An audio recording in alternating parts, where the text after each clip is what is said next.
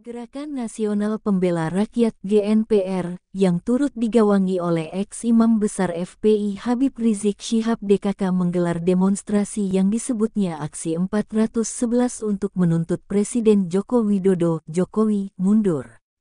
Salah satu alasan yang disebut oleh kelompok ini adalah karena Jokowi dianggap sombong dengan segala kekuasaannya. GNPR juga menilai kalau Jokowi memaksakan beragam proyek pembangunan yang membuat Indonesia menambah utang negara.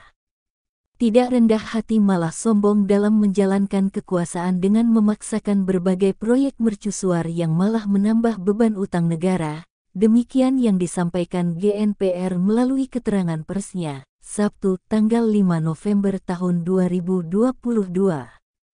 Selain itu, Jokowi dianggap tidak jujur dan sering berbohong, tidak amanah malah khianat terhadap NKRI dan rakyat. Mantan Gubernur Jakarta itu juga dinilai tidak sportif dengan selalu memperalat polisi dan aparat negara untuk menindas dan mengancam serta memenjarakan pihak yang berseberangan pendapat dengannya. Lalu, Jokowi dianggap tidak melayani rakyat tapi malah menindas rakyat dan tidak berjiwa besar, karena dikritik malah memenjarakan yang mengkritik padahal beberapa kali menyatakan minta dikritik tidak memiliki keteladanan karena menjadi boneka oligarki, ucapnya. Lebih lanjut, GNPR menilai kalau Jokowi sudah tidak mampu melakukan tugas konstitusionalnya untuk melindungi segenap bangsa Indonesia dengan fakta-fakta lain, yakni a. Kasus-kasus kematian yang tidak dilakukan proses secara adil dan transparan seperti kasus KM50, kasus Usmaher dan kasus tragedi Bawaslu dan lain-lain. Menurut GNPR itu cenderung tidak melindungi HAM malah menginjak-injak HAM dan manipulatif.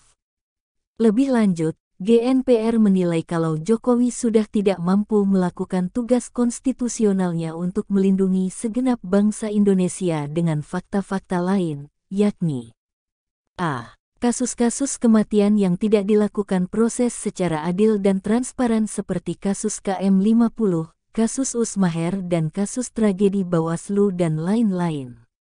Menurut GNPR itu cenderung tidak melindungi HAM malah menginjak-injak HAM dan manipulatif. b. Begitu banyak nyawa yang ditumpahkan karena kelalaian atau perbuatan aparat yang secara langsung di bawah kontrol kepresidenan seperti kasus Bawaslu, KM50 dan terakhir kasus Joshua dan kasus Kanjuruhan yang menewaskan lebih dari 130 orang.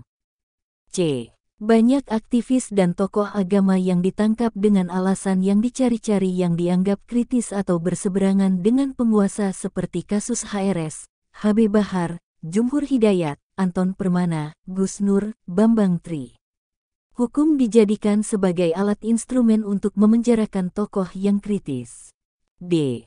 Membiarkan rakyat Indonesia terpecah belah dalam kelompok yang sering disebut cebong vs kadrun bahkan diduga kuat Presiden Jokowi menjadi bagian dari keterpecahan tersebut dengan memelihara buzzer dan relawan.